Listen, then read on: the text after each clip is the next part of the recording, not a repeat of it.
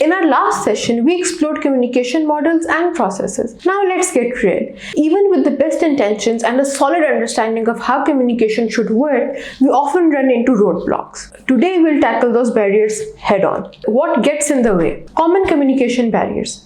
Just like a traffic jam can snarl up a perfectly good highway, certain obstacles can disrupt even the most well-planned communication. Let's take a look at some of the most common culprits. The physical barriers. These are the obvious ones. Distance, noise, closed doors, even a bad cell phone reception. They make it harder for your message to reach its destination clearly. Language barriers. This isn't just about different language. It can also be about jargons, technical terms, or cultural differences in how we use language.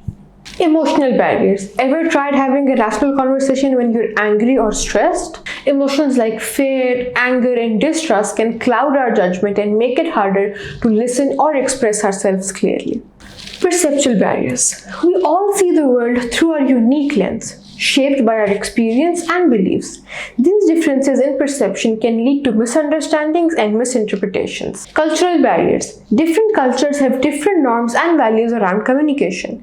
What's considered polite or appropriate in one culture might not be in another. Information overload. In today's world, we're bombarded with information from all sides.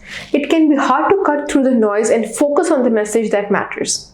Filtering. Sometimes information gets watered down or distorted as it passes through multiple layers of an organization. This can lead to confusion and inaccurate communication. Building bridges. Strategies for overcoming these barriers. So how do we tackle with these communication challenges? Here are a few tips to get you started. Be aware. The first step is simply recognizing that barriers exist. Once you're aware of them, you can start to take proactive steps to address them. Active listening. Don't just hear the words. Focus on the underlying message. Pay attention to non-verbal cues like body language and tone of voice. Clarify and confirm. Don't assume you understand. Ask questions, restate what you have heard, and seek confirmation to make sure you're both on the same page. Empathy. Put yourself in the other person's shoes. Try to understand their perspective, even if you do not agree with it. Choose the right channel. The best way to communicate isn't always the easiest or the most convenient.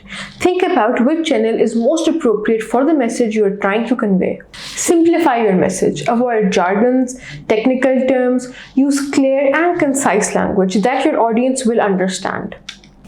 Be mindful of non-verbal cues. Your body language and tone of voice can speak volumes. Be aware of the signals you are sending and make sure they align with your words. Feedback. Encourage feedback and be open to receiving it. Feedback is a valuable tool for improving communication. Communication is a two-way street. Remember, effective communication isn't just about what you say. It's about how you listen, how you adapt to your audience, and how you build rapport.